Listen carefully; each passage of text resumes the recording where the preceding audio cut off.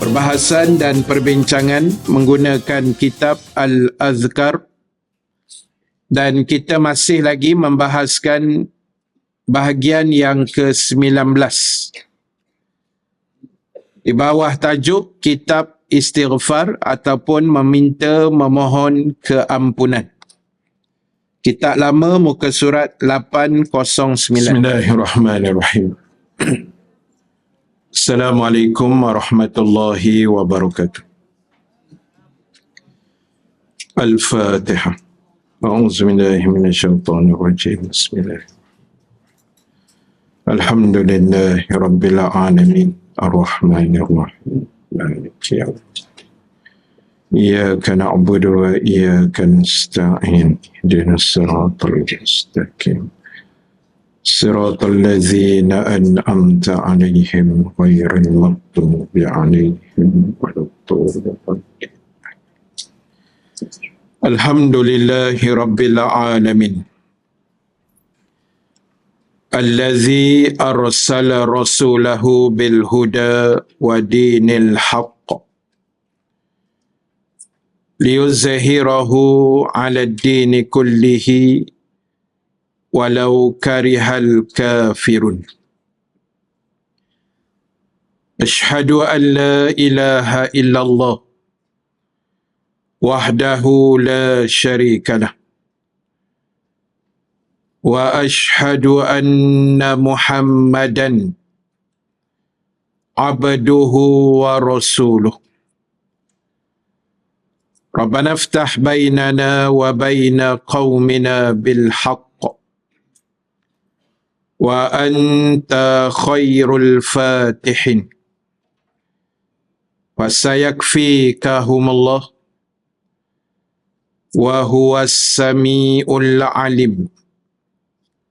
Amma ba'd.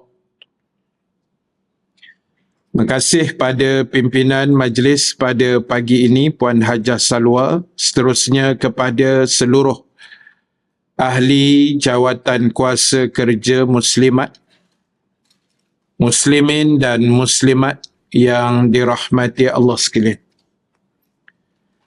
Alhamdulillahi ta'ala, kita memanjatkan kesyukuran kepada Allah.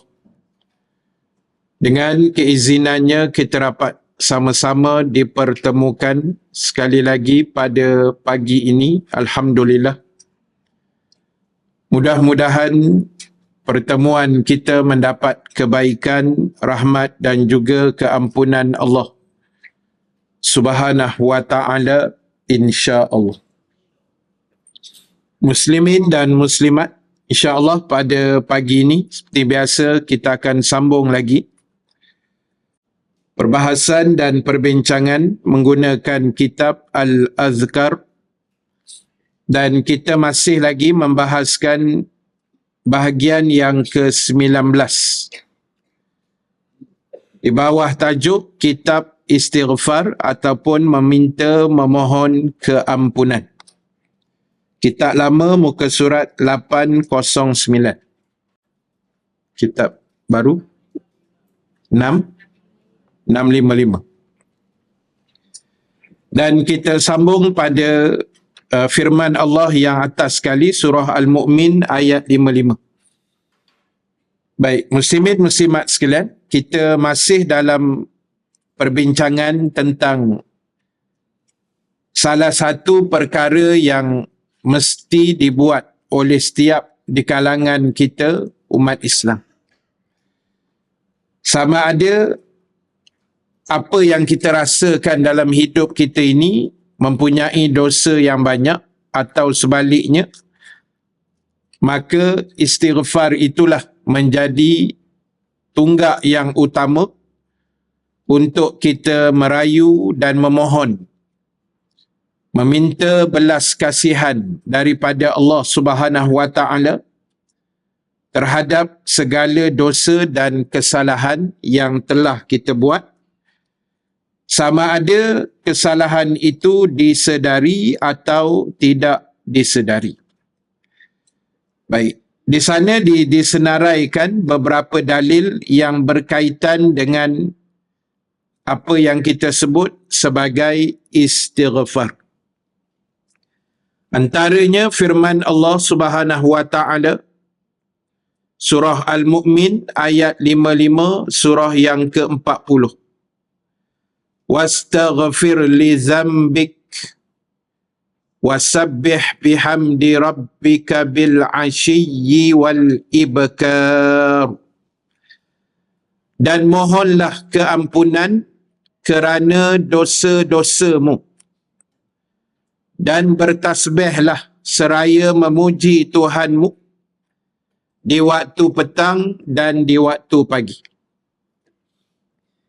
Jadi dalam ayat ini ada arahan yang dikeluarkan Allah. Yang pertama, seperti biasa, kita diajar untuk meminta ampun, memohon keampunan di atas segala dosa yang telah kita lakukan, yang pernah kita lakukan. Macam yang saya sebut tadi, sengaja atau tidak, maka Allah menyuruh kita minta ampun kerana dosa kamu, kerana dosa kita lah. Dan selalu dah kita sebut, tugas kita adalah memohon keampunan, beristighfar. Kita sebut astaghfirullahalazim, ataupun apa juga jenis istighfar yang kita tahulah. Istighfar ni pun ada macam-macam jenis juga. Sayyidul istighfar, segala bagai. Jadi, apa pun yang penting kita mohon keampunan Allah. Dan tugas kita adalah istighfar, minta ampun. Dan dalam masa yang sama kita melakukan keampunan itu, kita mohon keampunan itu, kita mesti meletakkan sangkaan baik kepada Allah. Moga Allah mengampunkan dosa kita. Apa situasi dan keadaan sekalipun, sangkaan baik kepada Tuhan, kepada Allah sangat penting dalam hidup kita. Kita diajar oleh Nabi SAW, dalam apa situasi dan keadaan sekalipun, jangan kita bersangka buruk, terutamanya kepada Allah. Sangka buruk sesama manusia pun dilarang. Kan? Kita sangka buruk sesama manusia pun agama tak benarkan.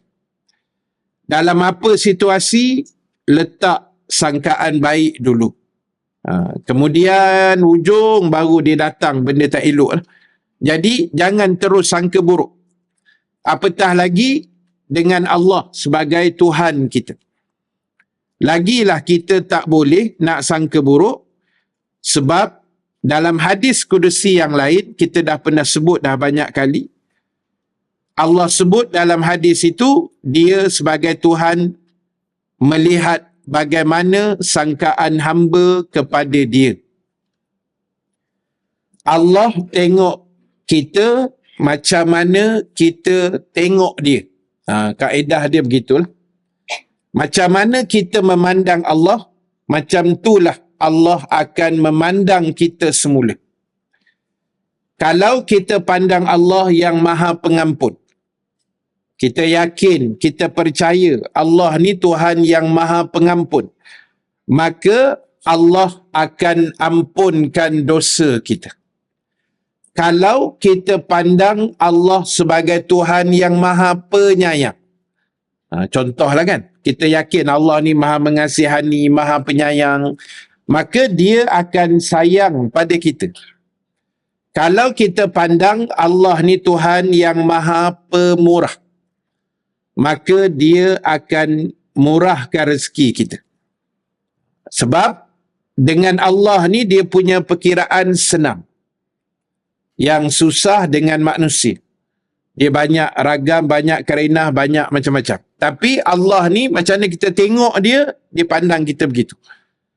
Jadi dalam tajuk besar kita hari ni tentang istighfar, so kita kena pandang Allah ni Tuhan yang Maha Pengampun. Tak kira banyak mana pun dosa kita. Dalam kitab lain disebut, walaupun dosa kita seluas langit dan bumi. Saya rasa tak adalah dalam dewan kita ni yang menonton live ni juga yang dosa kita sebanyak itu. Rasanya tengok muka semua suci je. Suci dalam debu, betul lah tu. Kan? Jadi kita ni insya-Allah lah tak adalah sebanyak itu dah. Sikit-sikit tu adalah. Zaman-zaman jahiliah dulu dah. Jadi kalau sebanyak langit dan bumi pun ulama sebut dengan syarat kita tidak mensyirikkan Allah dengan sesuatu apa pun, ulama kata Allah akan ampunkan dosa kita. Kalau kita bersungguh minta ampun, bertaubat, menyesal, menangis, tak ulang balik dengan syarat-syarat taubat tu lah. Tapi nak ceritanya luasnya keampunan Allah kepada kita. Dan bila Allah suruh kita istighfar tadi, minta ampun, Allah iringkan juga supaya kita memuji dia. Pagi dan petang, petang dan pagi, siang dan malam. Maknanya kita iringkan taubat itu dengan berzikir kepada Allah. Banyak mengingati dia. Zikir ni kita dah sebut dah banyak kali. Bukan hanya pegang tasbih subhanallah walhamdulillah saja. Kita duduk pagi ni pun dipanggil majlis zikir. Majlis mengingati Allah. Zikir ni makna ingat. Zikrullah makna ingat Allah. Jadi apa juga pattern, apa juga bentuk yang ibu-ibu buat, yang tuan-tuan buat untuk mengingati Allah. Itu namanya zikir. Contoh, nak pergi rombongan nanti. Bila tu? Bulan depan lah. Sebulan lagi lah. Itu pun dikira zikir juga. Kalau kena gaya dia. Kecuali yang pergi Pekarabu tadi tu lah. Itu pun boleh jadi zikir tak? Hadiah kan. Kita beli sejadah ke kopi gantang tu jangan lupa beli untuk saya. Ayat tu tak habis lagi, jangan lupa beli untuk saya. Baik, jadi ibu sekalian, dia tak kira musafir ke, kita siram pokok ke, kita apa sekalipun, asal poin dia ingat pada Tuhan, itu dipanggil zikir lah. Ya. Ya. Kita tak tutup aurat. Tutup aurat. Ya, betul. Itu dikira berzikir sebab kita dalam keadaan mentaati. Kan? Kita menurut, mentaati segala perintah Allah. Dan benda ni sebenarnya kita tak sedar. Kita tak perasan. Yang kita sedang buat banyak benda dalam bentuk ketaatan. Tapi kita tak perasan.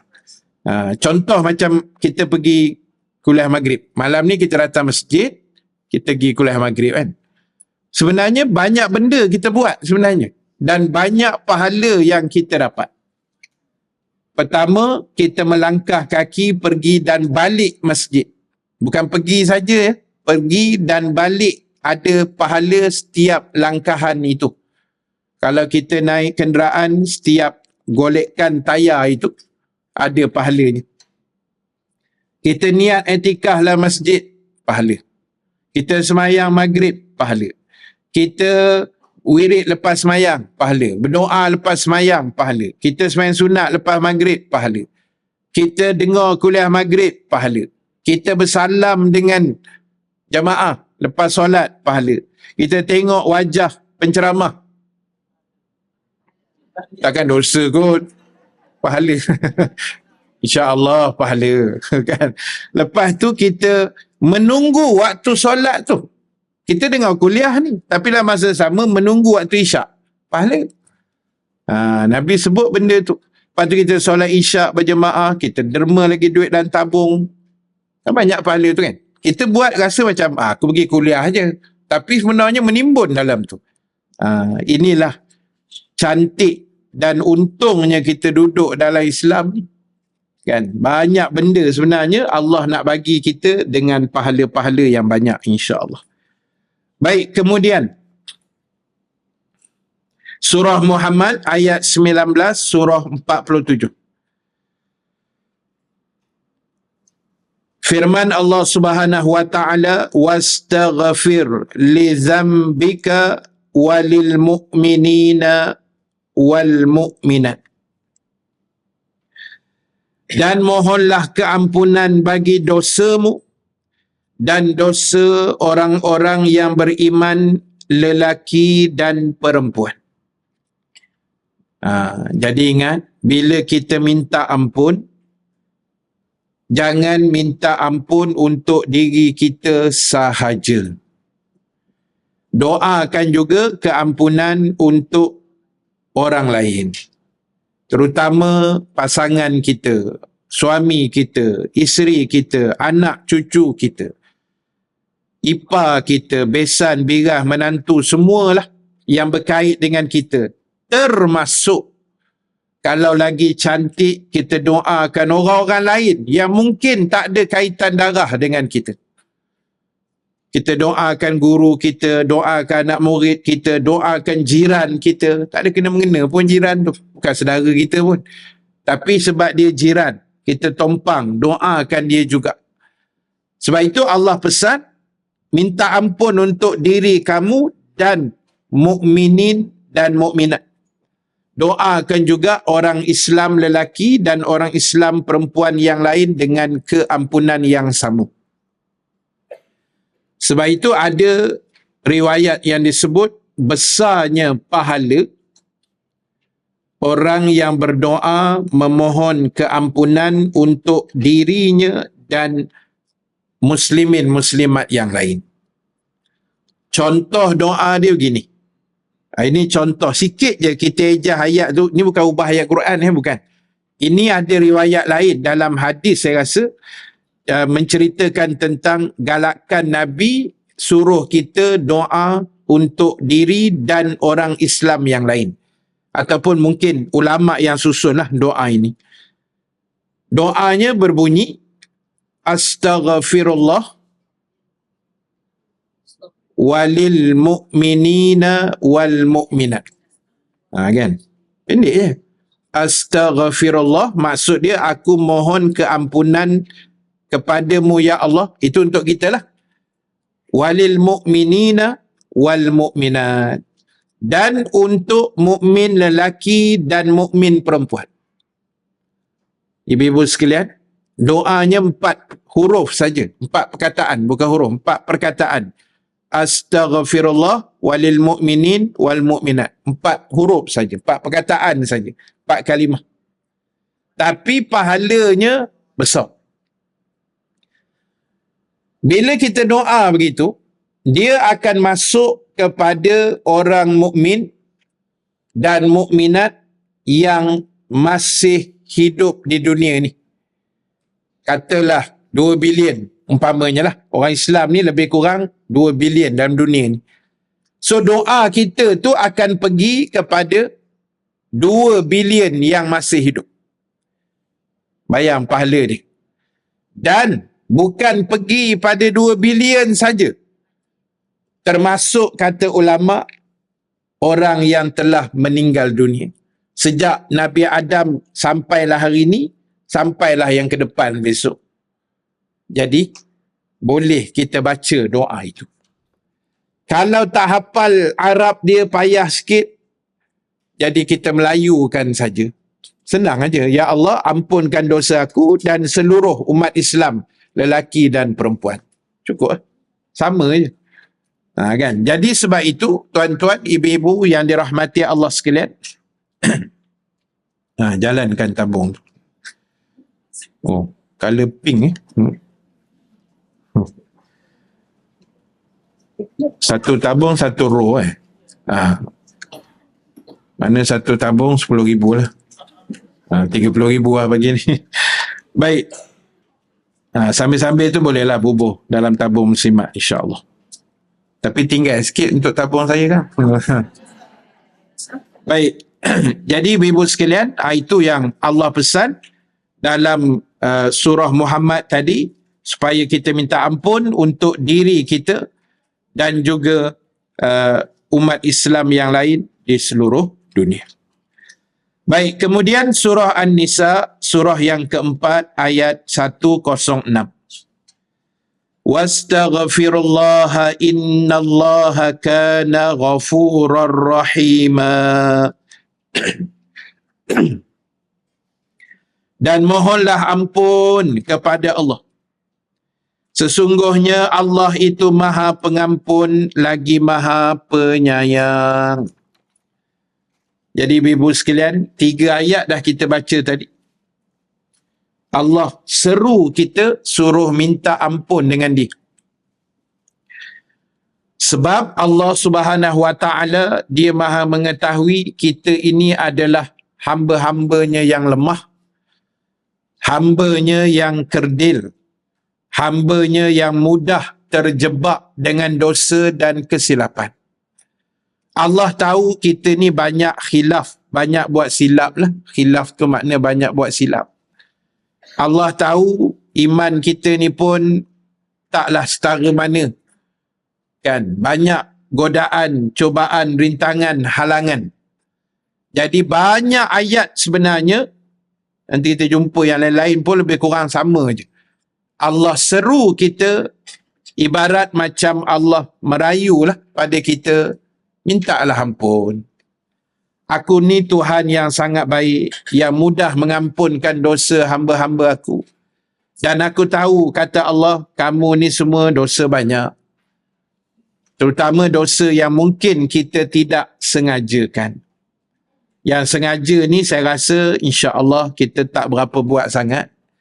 Yang banyak ujung-ujung umur ni yang tak sengaja. Tertengok, terdengar, terkata, kan? Yang tidak disengajakan. Jadi apa pun Allah pesan, mintalah ampun sebab aku ni Tuhan yang Ghafurur Rahim. Ghafur, dia Maha Pengampun.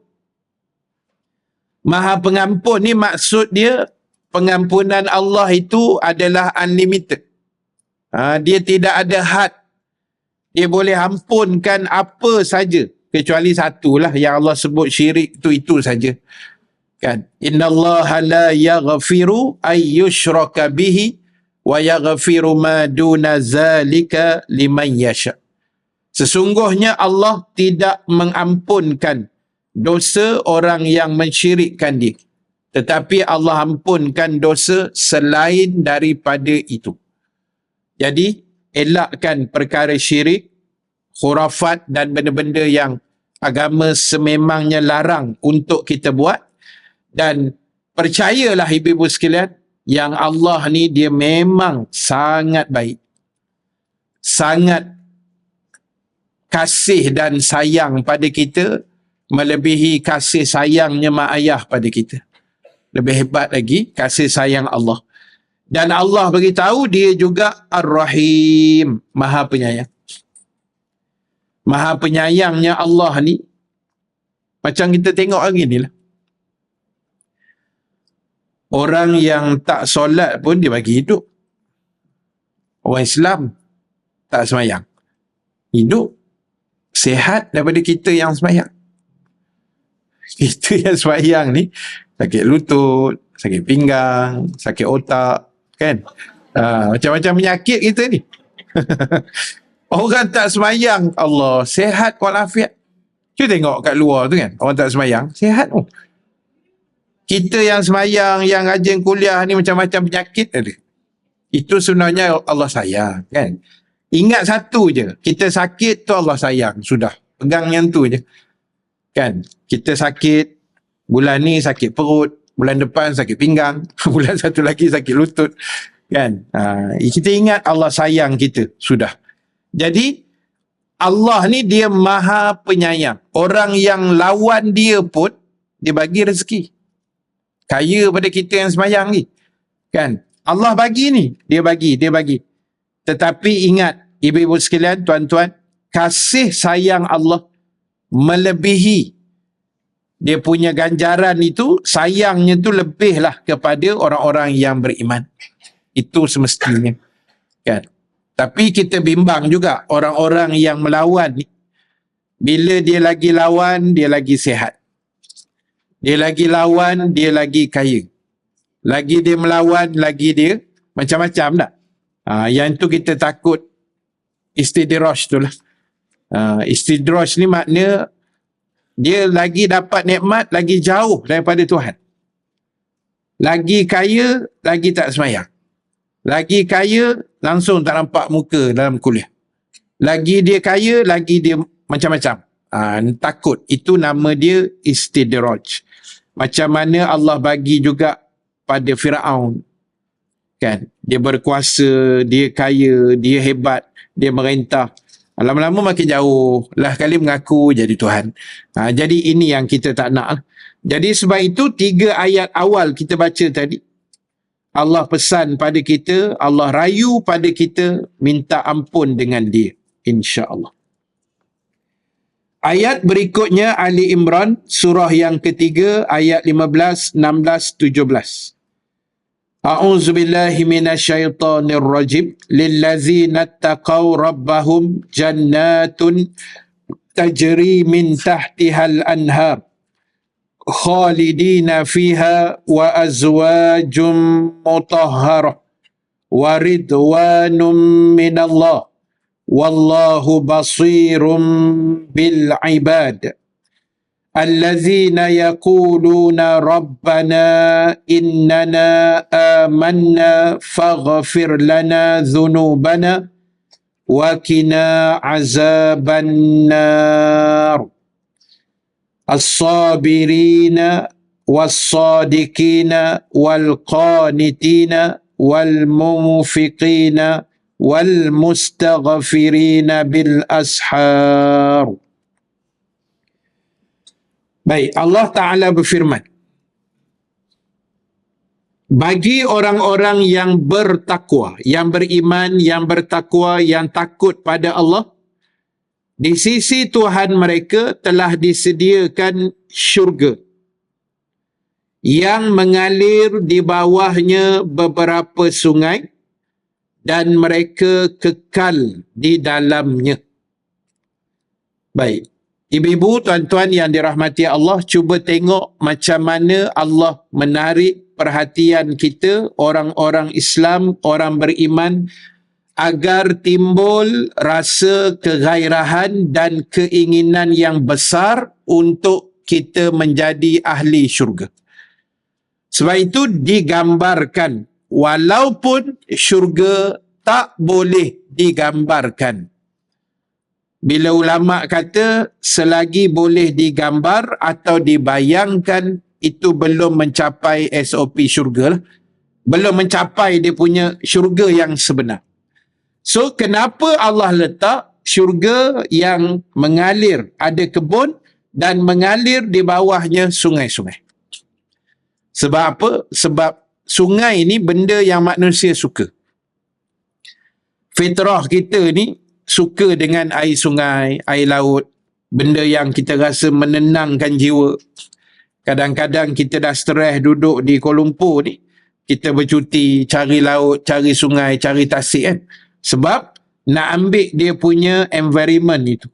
Suasana yang mendamaikan.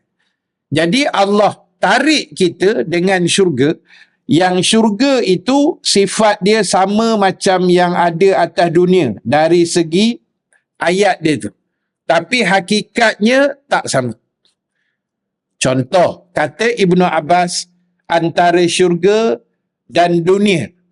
Dunia ni dengan syurga, Ibnu Abbas, sepupu Nabi Abdullah bin Abbas, dia kata yang sama hanya nama saja. Nama sama, nikmat dia berbeza. Syurga ada sungai. Malaysia pun bumi ni ada sungai. Nama dia Sungai Gombak, Sungai Kelang. Seram bunyi dia. Bunyi pun dah seram dah. Jadi sungai di dalam dunia ni, yalah, walaupun ada yang cantik, ada yang bersih, ada yang kotor juga kan. Kalau dulu-dulu orang kata Sungai Gombak ni boleh minum air dia. Dulu lah. 60-an, 50-an, awal 70-an dulu. Zaman saya hidup tu tak berapa nak boleh minum. Boleh jugalah, tapi tak berapa bersih lah. Jadi cerita dia, sungai dunia ni kita boleh imagine macam yang kita tengok lah. kan, dengan air terjunnya cantik begitu begini. Sungai akhirat dalam syurga besok dia takkan sama. Nama sama, nikmat berbeza. Dunia ada anggur, akhirat syurga pun ada anggur. Nama je sama, nikmat tak sama. Anggur dunia silap makan sakit perut. Kan? Kita basuh tak bersih ke macam mana? Dia boleh sakit perut, senak perut, angin macam-macam. Anggur syurga besok tak ada. Telan lah dengan pokok sekali, tak ada masalah. Kan? Dia tak ada apalah. Sebab dalam syurga ni semua kita boleh telan. Dia tak ada benda larangan. Kan? Ibu-ibu nak telan apa, balas dendam kan? Geram. Kat dunia dulu. Jadi esok kita telan je lah apa-apa pun. Baik, jadi Allah guna ayat macam tu, kebun, sungai, buah-buahan. Sebab benda tu manusia suka secara fitrah. Jadi Allah nak tarik kita dengan syurga ni, dibuatlah ayat macam tu kan. Baik. Tuan-tuan, kemudian Allah sebut lagi, kepada mereka disediakan isteri-isteri yang suci. Kepada mereka disediakan azwajum mutahharah, isteri yang suci. Maksud isteri yang suci ni, isteri yang tak pernah disentuh oleh mana-mana orang. Itu maksud isteri yang suci lah. Dalam syurga ni ada bidadari. Bidadari ni lebih khusus untuk lelaki. Mana orang lelaki ni, abang-abang kita ni masuk syurga besok, insya-Allah. Sekali dengan saya lah, jangan abang-abang je. Sekali.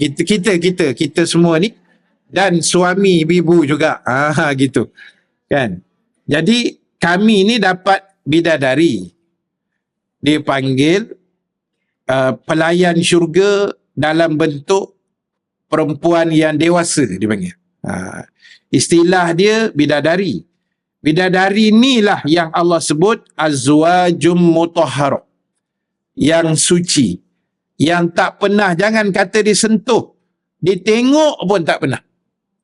Dia memang ori bawa keluar daripada acuan dia lah. Itu kalau istilah dia lah.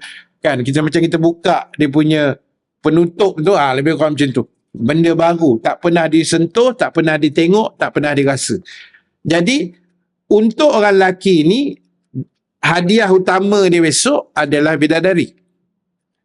Dan Nabi SAW sebut, Nabi kata, paling sikit,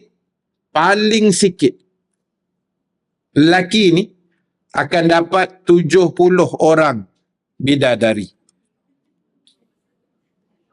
Cukup tak? Kita tanya dulu, kalau tak cukup, kita kau tim lain. Kan? Isteri dunia ni bidadari. Ya. Dari Betul. Tak apa, kita tapau semua. Bini kita jadi ketua bidadari kan. Bini kita, ibu-ibu jangan bawa tenang dulu. Jangan nak mengamuk je. Sabar. Tenang okey. Tak, saya nampak pasal muka macam kerut kan, macam tak puas hati. Sabar, kita boleh habis cerita lagi. Kan? Jadi ibu-ibu akan jadi ketua bidadari. Ketua bidadari. Dia cerita masuk syurga semua comel, jangan risau. Jangan risau, dia tak ada jerawat, tak ada tumpuk, tak ada berlubang, tak ada. Semua comel, jangan risau. Kan? Bawa tenang, relax dulu. Jadi orang lelaki ni paling sikit 70. Nabi cakap paling sikit. Tapi saya percaya sebab abang-abang ni ialah orang baik-baik mengaji, mungkin 500 lebih lah. Penceramah 1000 lah kan, lebih sikit. Suka cerita bidadari ni. Baik, jadi persoalan yang selalu timbul, kami orang perempuan ni dapat apa pula katanya. Kan, bidadara tak ada. Yang ada bidadari je. Dia pramugari. Bidadari, bidadara. Mana bidadara kami? Tak payahlah, suamilah ada. Kan? Suami tu dah ada satu. Yang kedua, orang perempuan ni, sebab itu Allah buat nafsu dia kan ada 9. Orang lelaki nafsu dia 1 je dekat perempuan, tu je. Lain dia tak heran sangat. Kan, dia tak peduli semua tu, dia kira perempuan saja. Itu orang lelaki. Orang perempuan ni nafsu dia 9. Jadi besok ambil lah pokok bunga. Kan? Dalam syurga tu besok, meja makan ke apa, ambil lah semua tu besok. Dia dah tak heran lah dengan pelayan-pelayan ni. Itu kan Ustaz Zaidul pernah cerita kan. Jadi kita ni, untuk orang perempuan, dia ada satu lagi. Dia panggil Wildanum Mukhalladun. Wildan adalah pelayan di kalangan kanak-kanak lelaki. Nanti ibu-ibu boleh buka dalam surah Al-Insan. Pagi Jumaat tu Imam baca tu, cuba balikkan, go through satu-satu ayat. Surah Al-Insan, dia banyak cerita pasal syurga. Kan, ataupun dipanggil surah Ad-Dahru ataupun Al-Insan lah, yang paling popular ni surah Al-Insan. Jadi dalam tu dia cerita pasal syurga banyak. Kan, yatufu alaihim wildanum mukhalladun. Allah kata ahli syurga besok, ahli syurga maknanya lelaki dan perempuan lah, kita lah. Ahli syurga besok akan yatufu daripada kalimah tawaf. Ahli syurga akan dikelilingi. Mana sentiasa ada dengan kita ni besok. Wildanum mukhalladun. Wildan daripada kalimah walad. Budak lelaki. Kanak-kanak lelaki. Mukhalladun yang kekal mudanya. Iza ra'aitahum hasibatuhum lu'lu'am mansura. Daripada jauh, kata Allah, kamu nengok budak lelaki pelayan syurga ni, dari jauh tu nampak macam mutiara yang berkelip-kelip. Kita ingat mutiara nak pergi ambil, tengok budak. Budak ni apa kerja dia? Melayan kita dalam syurga. Kita tengah baring, lenguh kaki. Contohlah. Kan, contoh, berangan. Merayan sikit, berangan sikit lah. Kita pun panggil, Dik, tak tahulah apa istilah dia masa tu kan. Dik, tolong picit kaki abang je. Contoh gitulah. Tolong picitkan pinggang makcik ni, lenguh dah ni. Kan? Tak apa dia buat dalam syurga. Tak tahu sampai lenguh pinggang ni. Kan? Kok dia berjalan dalam syurga kan. Tapi dalam syurga tak ada penat pun sebenarnya. Kan? Jadi, mereka ni pelayan. Buatkan air, ambil kopi ke, lap kasut, tak tahulah apa benda, tunggu je lah besok. Kan, saya nak urai lebih kan, ustaz ni macam pernah masuk syurga. Sudah. Jadi kita cerita apa yang patut aja lah. Kan, yang penting syurga tu penuh dengan 1000 kenikmatan. Terlampau banyak lah. Dia punya pusat segala kenikmatan ni sebenarnya duduk dalam syurga. Jadi sebab itu, tugas kita hari ni adalah mencari jalan yang terbaik agar nama kita ada dalam senarai ahli syurga insya-Allah. Amin ya rabbal alamin. Pelayan. Ada riwayat sebut dia bawah 12 tahun lah, lebih kurang. Budak. Macam 9-10 tahun, comel-comel, gebu-gebu muka dia kan. Jadi Allah pun dah sebut. Daripada jauh pun dah macam mutiara dah. Dia berkelip, bersinar, bercahaya. Dalam syurga dia tak ada yang tak cantik. Itu saja. Kan? Dan dalam syurga semua muda. Tak tua-tua. Ya. Yeah. Tak ada suami. Dia dapat pelayan syurga tu. Dia tak ada suami. So dia dapatlah pelayan-pelayan syurga tu, dan sebenarnya dia tidak akan kesunyian pun. Sebab dalam syurga ni tempat berhibur, tempat seronok, tempat berehat, tempat segala-gala yang elok lah. Kan? Kita katalah tak ada suami. Kita boleh jalan dalam syurga tu. Jumpa adik-beradik. Boleh, insya-Allah. Jumpa kawan-kawan Al-Falah. Tak biasa. Kita dah jumpa seronok. Kat dunia ni kita hidup pun dah seronok ni. Dalam kelas ni kita jumpa kat luar, pergi rombongan bulan depan. Seronok apa? Esok nanti kita ni lah pula kan. Kita adalah kenikmatan tu Allah bagi. Cuma mungkin juga Allah hadiahkan dia suami ke, mana kita tahu. Kan? Dia tak dapat suami, tak ada rezeki di dunia. Mudah-mudahan ada rezeki dapat suaminya dalam syurga besok. Kita tak tahu. Tapi Allah akan bagilah, jangan risau, kan. Dan pelayan-pelayan tadi ni, dan kita juga besok tak tua-tua, kan. Muda sentiasa. Sebab apa? Itu ada sebab juga tu ibu-ibu sekalian, kan. Sebab itu kalau kita tengok, Nabi pernah bergurau dengan satu makcik tu, kan. Menangis makcik tu. Bila Nabi kata minta maaf makcik, orang tua tak masuk syurga, meraung makcik tu. Kan, kalau kita pun meraung juga, kan. Nabi kata orang tua tak masuk syurga, menangis makcik tu. Nabi pun betulkan balik. Nabi kata bukan orang tua tak masuk, tapi dalam syurga tak ada orang tua, semua jadi muda. Baru makcik tu senyum balik, kan. Soalnya sebab apa Allah buat dalam syurga ni semua muda. Yang lelaki seumur Nabi Isa alaihi salam, ada riwayat kata 33, ada kata 35. Orang lelaki orang lelaki ni besok umur kita dalam syurga 35. 35 ni macam mana? Tengok saya. Tak habis cakap lagi. 15 tahun dulu. 15 tahun dulu. Bukan hari ni dah 49. 15 tahun dulu. Kan? Tu 35 lah. Yang perempuan ada riwayat kata 17. 18 gitulah. Sweet 17. Ada berani. Kan? Okey tak? 17 okey. Balik kan tengok gambar SPM kita dulu. Muka 17 tahun. Suci bersih. Itulah muka ahli syurga. Kan? Soalnya sebab apa kata ulama Allah letak semua dalam syurga tu muda? Sebab dalam syurga ni tempat kita nak berseronok. Jadi orang muda fitrah dia berseronok. Katalah kita masuk syurga umur 100 tahun. Ni contoh contoh. Bidadari pun hilang semangat rasanya, kan. Dia tengok Allah, tok laki aku dengan bertongkat, dengan gaut, kan. Risau dia. Tapi Allah buat masuk je muda semua. Tu yang berlari, berkejar, melompat, tersedar diri semua tu, kan. Pasal fitrah muda ni, orang muda, dia memang suka berseronok.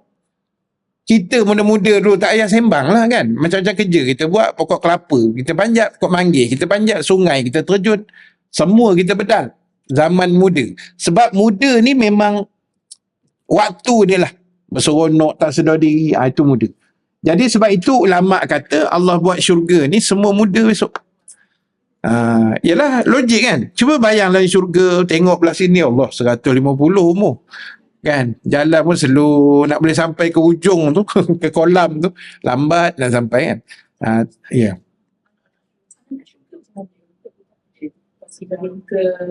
Oh, yang kita istilah anak syurga tu,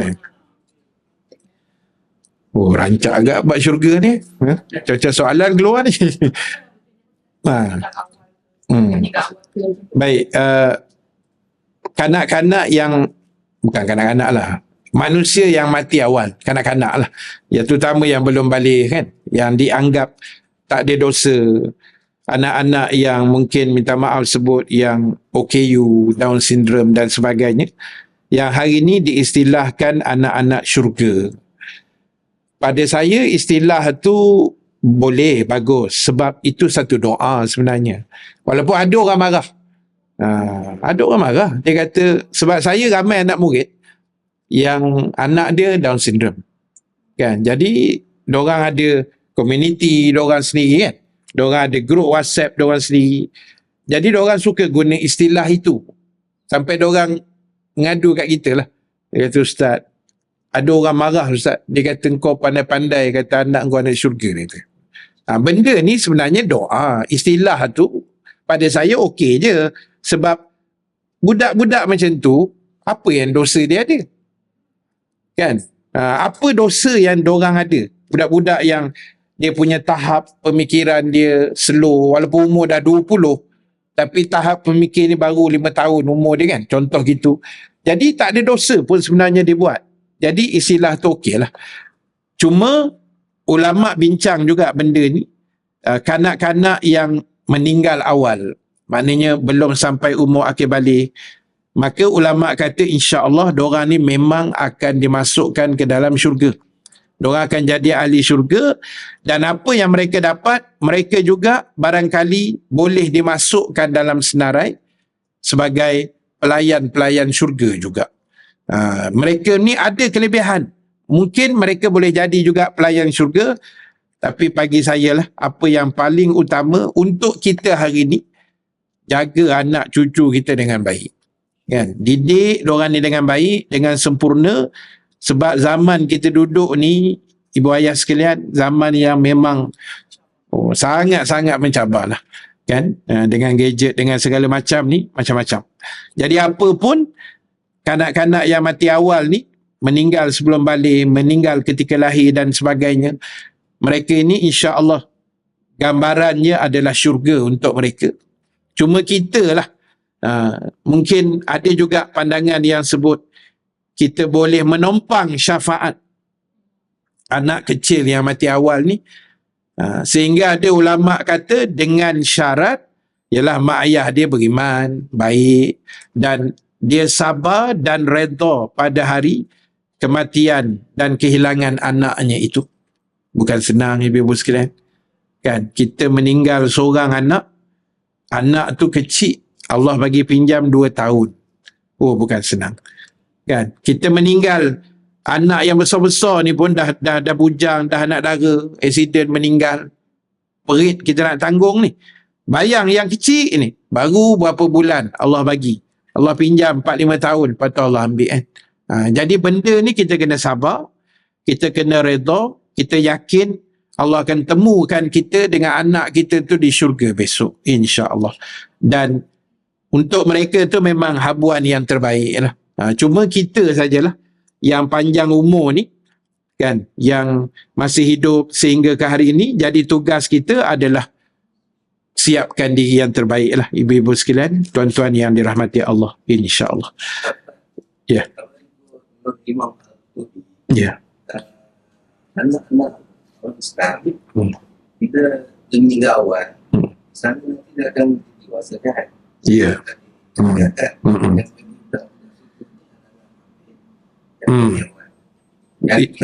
Ya, betul. Dia adalah, sebab dia benda ni dia banyak pandangan tu kan.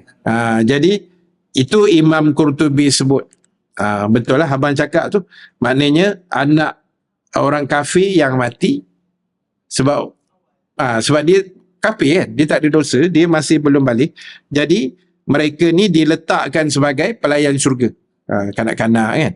Jadi anak orang Islam ni besok dia jadi dewasa, dia besar macam kita juga. Tu hapuan dia masing-masing. Jadi huraian tentang syurga ni sebenarnya benda yang luas lah, banyak kan, pandangan tu banyak. Jadi semua pandangan tu sebenarnya betul kan. Jadi kita tak perlu nak bergaduh-gaduh pula pasal ni kan, tak ada. Kita pun bukan bergaduh pun, kita cerita pasal pandangan. Jadi yang penting kita tahu hala tuju kita ni. Hala tuju kita adalah nak ke syurga. Walaupun ramai orang memilih hala tuju itu, tapi dalam tidak sedar dia pilih ke neraka. Itu yang kita takut. Itu yang kita takut, ibu-ibu sekalian, tuan-tuan yang dirahmati Allah. Kan? Jadi biarlah apa yang kita ucap selari dengan tindakan. Kita doa, ya Allah aku nak masuk syurga, nak masuk syurga, nak masuk syurga. Perbuatan kita biar menjurus kepada syurga. Jadi untuk anak-anak yang meninggal kecil ni, kita doakan kebaikan buat mereka. Saya pun ada 2 orang anak buah saya. Kalau hidup, seorang tu sama umur dengan saya. Dia anak buah tapi sama umur. Mak saya mengandung saya, kakak saya nombor 2 mengandungkan dia, lelaki.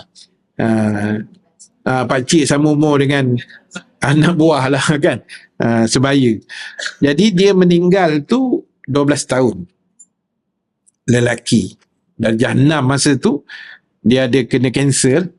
Kan, jadi 12 tahun ni kalau lelaki biasa belum balik je lah, lelaki dalam 14-15 gitu kan. Jadi ada seorang pula anak buah saya perempuan, muda setahun daripada saya, accident. Balik sekolah hari Jumaat, naik basikal, kelanggar motor, meninggal depan simpang masuk rumah, 11 tahun. 11 tahun ni mungkin dah balik, mungkin belum lah. Wallahualam kan. Jadi benda tu memang perit lah kan, bila anak kita meninggal dalam usia-usia yang sedemikian rupa lah. Baik, kita sambung ayat tadi balik. Dan mereka itu disediakan isteri yang suci dan keredaan Allah. Mana Allah redha lah dengan habuan yang diberikan kepada kita semua. Dan Allah itu basirum, maha melihat kepada setiap perbuatan para hamba-Nya.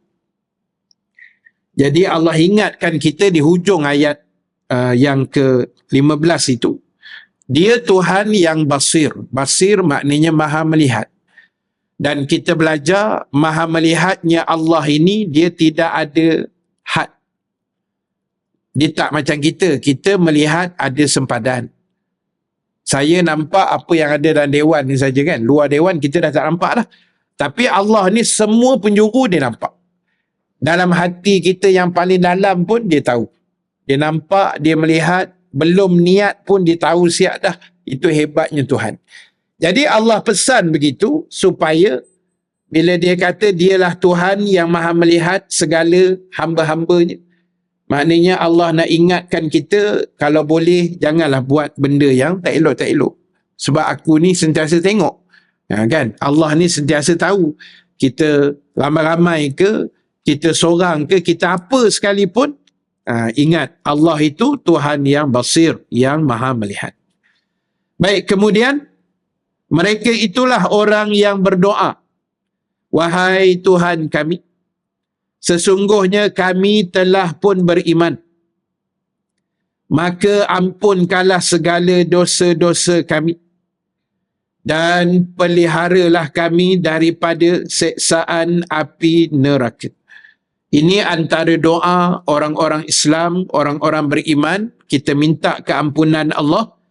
Dan yang utama juga adalah selamatkan kita daripada bakaran api nerakanya. Dan mereka itulah adalah orang-orang yang as-sabirin, orang-orang yang sabar. Kemudian as-sadiqin, orang yang benar. Wal qanitin, orang yang taat. Wal mufikin, orang yang rajin infak. Wal mustaghfirina bil ashar, orang yang selalu minta ampun di waktu subuh atau sahur. Jadi kita ni biarlah masuk dalam list 5 yang disenaraikan itu. Kita kena jadi orang yang sabar. Orang yang benar ni maknanya dia membenarkan apa yang dibawa oleh Nabi dan Allah Ta'ala. Sebab hari ni ada orang yang menidakkan kebenaran itu kan. Macam dia kata, macam itu hari yang kita cerita lah, percaya Nabi itu Tuhan bagai kan, macam-macam ni. Jadi dia tidak membenarkan apa yang Allah sebut dalam Quran, Qul huwallahu ahad, Allah yang esa, Allah yang tunggal. Itulah dia Allah yang sebenar. Tiba-tiba dia konar pada Nabi. Baik, kita juga kena jadi hamba yang taat. Taat ni dia menurut dan patuh tanpa sebarang alasan. Itu betul-betul hamba yang taat lah. Dia angguk saja dah. Dia tak lawan. Pun tak ada. Allah kata buat, buat. Tidak, tidak. Dia macam tu. Dan kemudian orang yang rajin infak. Yang rajin membelanjakan hartanya. Infak, derma, menyumbang, zakat, apa lagi, wakaf, tu semua dia lah tu kan. Semua tu masuk dalam kategori menginfakkan harta di jalan Allah. Jadi ingat, harta wang ringgit yang Allah hadiahkan pada kita, itu sebenarnya Allah punya. Dia bagi kita pinjam. Allah nak tengok macam mana kita takbir urus. Macam tadi Hajar Salwa sebut, on the way balik tu nanti nak pergi Masjid Bushra tu lah. Masjid sahabat saya Ustaz Firdaus tu. Masjid tu memang hebat lah. Dia punya sumbangan orang ramai terhadap duit-duit yang disumbang semua licin gitu je. Tapi licin dia nampak lah. Yang baru dia buat playground, dia buat tandah muslimat. Lepas tu muslimat komplain cermin tak ada katanya. Bubuh pula 2-3 cermin sebesar-besar alam dalam tu, nak sangat kan. Buat semua memang cantik. Saya dah pergi dah itu hari. Saya pergi singgah dan cuma saya tak sempat jumpa dia. Dia sibuk masa tu. Cuma dapat singgah. Kafe dia pun sedap. Dia ada banyak kafe kat situ. Ada car wash, kedai gunting rambut yang terbaru, spa dan salon muslimat. Singgah lama sikit. Boleh spa-spa sekali kat situ kan. Dan macam-macam lah kan. Cuma memang cantik lah, memang cantik. Dan dia punya, dia buat satu infak khas pagi Jumaat tu untuk sarapan kan. Di hari Khamis je dia wawar, okey hari ni punya sumbangan kita akan masukkan untuk sarapan percuma pagi Jumaat. Tu pun ada orang komplain pula. Orang nak pergi semayang ke nak pergi makan ni Ustaz? Netizen memang macam tu, kurang kasih sayang kan. Suka hati orang lah, orang nak pergi makan ke apa, kau sibuk apa kan. Jadi setiap minggu ni untuk yang pagi Jumaat tu saja, sebab pagi Jumaat ni kan special, hari Jumaat pahala besar, ada sujud sejadah sekali kan. Jadi meriah sikit, orang pun ramai. Jadi average-nya saya duk tengok TikTok dia, kawan saya kan, saya pun ada grup WhatsApp dengan dia. Jadi setiap minggu tu paling kurang 5,000 untuk ke darah saja. Untuk makan saja kan. Memang dia khas kan, masuk duit hari ni sekian hari bulan sampai sekian bulan, orang pun note situ untuk makan pagi Jumaat. Dia akan keluarkan duit tu, gunakan, bayar dekat semua kaunter yang ada. Orang keluar masjid ambil nak apa ambil, nak tapau ke apa sukati lah. Meriah ibu-ibu sekalian. Memang itu dia apa pun bila ada makan ni dia akan meriah. Dia tak kira apa benda pun kan. Kuliah ke forum ke apa ke, ada makan memang ramai. Jadi itu tarikan lah. Dan benda ni dia banyak ruang. Dia buka ruang orang infak dapat pahala. Kita yang jauh daripada masjid dia bagi duit dapat pahala juga bagi orang makan kan. Jadi ibu-ibu kena pergi lah masjid tu. Dia memang cantik. Lagi insaf pergi belakang kubur. Itu memang insaf terus lah kan. Sebab di Kedah ni memang macam tu, kubur semua sebelah masjid. Kedah, Pening, kebanyakan Perlis pun macam tu lah. Belah-belah utara kan, dia memang macam tu. Baik, balik cerita kita tadi. So jadi orang yang rajin infak, tak kira lah apa jenis sekalipun nak. Dan yang akhir tadi Allah sebut orang yang mohon keampunan di waktu sahur. Kan, di waktu sahur. Tak kira lah waktu sahur ke, sebab Allah sebut waktu sahur ni, ini waktu yang paling terbaik lah. Allah sebut tu sebab itu adalah waktu yang paling terbaik untuk kita minta ampun. Baik itu Allah sebut bil ashar, pada waktu sahur.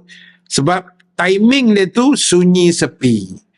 Biasa pukul 4-5 pagi ni orang pun tak ramai yang bangun. Jadi sunyi, gelap, tenang, damai. Kadang-kadang kita semayang pagi tu bunyi cengkerik pun dengar kan. Kalau di kampung tu dia betul-betul sunyi lah. Jadi Allah suruh kita buat 5 golongan tadi. Kalau kita boleh jadi, alhamdulillah. Baik, kita habiskan sedikit lagi. Firman Allah suratul Anfal ayat 33. Wa ma kana Allahu liyu'azzibahum wa anta fihim wa ma kana Allahu mu'azzibahum wa hum yastaghfirun. Dan Allah sekali-kali tidak akan mengazab mereka sedangkan kamu berada di antara mereka, dan dia tidak akan mengazab mereka sedangkan mereka meminta ampun. Maksudnya di sini, kata ulama tafsir, orang yang rajin memohon keampunan Allah, yang rajin beristighfar, golongan ini berpeluang besar untuk dijauhkan daripada azab Allah. Ada ulama bagi tahu kita, katalah tengah ribut, tengah peti berdentum-dentam kan, tengah hujan lebat yang takut banjir, kita istighfar. Sebab itu kaedah yang terbaik, kita dihindarkan daripada bencana yang ada, azab yang Allah turun. Sebab kita takut hujan tu jadi azab. Kita takut panas terik, kemarau yang melampau tu jadi azab buat semua. Tapi bila dalam semua yang kena azab tu, ada orang yang istighfar, macam ayat tadi sebut, mereka minta ampun, mereka tidak akan diazab. Itu kaedah dia. Jadi ingat, istighfar ni bukan cerita minta ampun saja. Istighfar ni juga kita boleh terhindar daripada azab dan kemurkaan Allah. Istighfar ini juga menjadi faktor Allah Ta'ala melancarkan rezeki kita. Itu kita dah hurai banyak kali dah sebelum ini. Jadi sebab itu, tuan-tuan, ibu-ibu sekalian, banyakkan istighfar. Kalau orang tanya sehari berapa kali, ikut kita lah. Berapa yang kita larat, kita mampu. Kalau Rasulullah sendiri, 70 ke 100 kali. Kan? 70 ke 100 kali Nabi istighfar setiap hari. Kita lebih lah. Kena lebih lah. Sebab kita, Nabi tak ada dosa kan. Kita dosa boleh tahan. Saya tak kata banyak boleh tahan. Jadi kita kena lebih lagi istighfar. Ada ulama sebut paling kurang 300 kali. Kan? Astaghfirullahalazim, astaghfirullahalazim. 300 kali. Sambil kita hayati, sambil kita kenang dosa silam ke apa kan. Ikut kita lah macam mana gaya pun. Yang penting istighfar yang kita lafazkan itu, dia serap dalam hati kita lah. Mudah-mudahan dengan kita banyakkan istighfar tadi, kita akan kurang dan tak berselera nak melakukan dosa dan kesalahan, insya-Allah. Baik, tuan-tuan, ibu-ibu sekalian, saya habiskan dengan ayat yang terakhir untuk hari ini.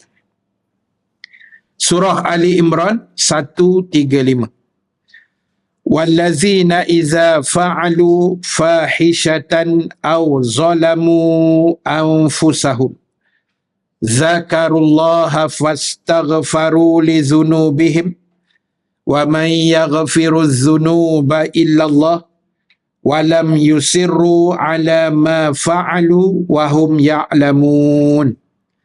Dan orang-orang yang apabila mengerjakan perbuatan keji atau menganiaya diri mereka sendiri, mereka akan segera ingat kepada Allah, lalu mereka akan memohon ampun di atas segala dosa mereka.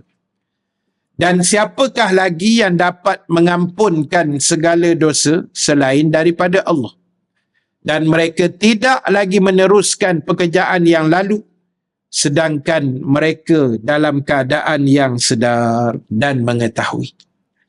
Baik, jadi dalam ayat ni ada beberapa poin yang Allah nak bagi tahu kita. Yang pertama, bila kita tersilap, terbuat benda tak elok, buat benda yang zalim, cepat-cepat sedar diri. Itu nombor satu Allah pesan. Banyak kadang-kadang dia tak sedar diri. Buat jahat, hari-hari menipu orang kan. Tak sedar diri. Jangan. Kita ni kena sedar diri. Oh, aku ni dah tersilap ni. Minta ampun cepat. Yang kedua, Allah pesan minta ampun. Mereka segera minta ampun atas dosa yang mereka buat. Lepas tu Allah tanya pula, siapa lagi yang boleh ampunkan dosa kalau tak aku seorang saja? Kan? Maknanya Allah nak beritahu, dalam dunia ni, dia seorang je yang boleh ampunkan dosa manusia. Tiba-tiba kita tak minta ampun pada dia yang satu tu. Jadi rugilah. So, kita minta ampun. Dan seterusnya, orang yang dah bertaubat, dia pasti tidak akan meneruskan pekerjaan lalu ataupun dosa-dosa yang silap yang sering dan pernah mereka buat sebelum daripada itu, insya-Allah. Jadi tuan-tuan, ibu-ibu, sahabat-sahabat yang dirahmati Allah sekalian, wallahu ta'ala a'lam. Itu yang boleh kita share dan kita kongsikan sedikit pada pagi ini. Ayat surah An-Nisa 110, kita akan sambung. Jadual kita 2 minggu akan datang. Kalau tak silap saya, 21 Ogos. 21 Ogos ni bermaksud 2 hari selepas birthday saya lah. Saja bagi tahu.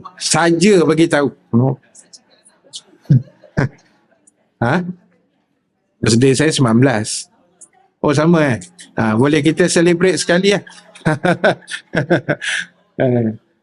Jadi 21 kan?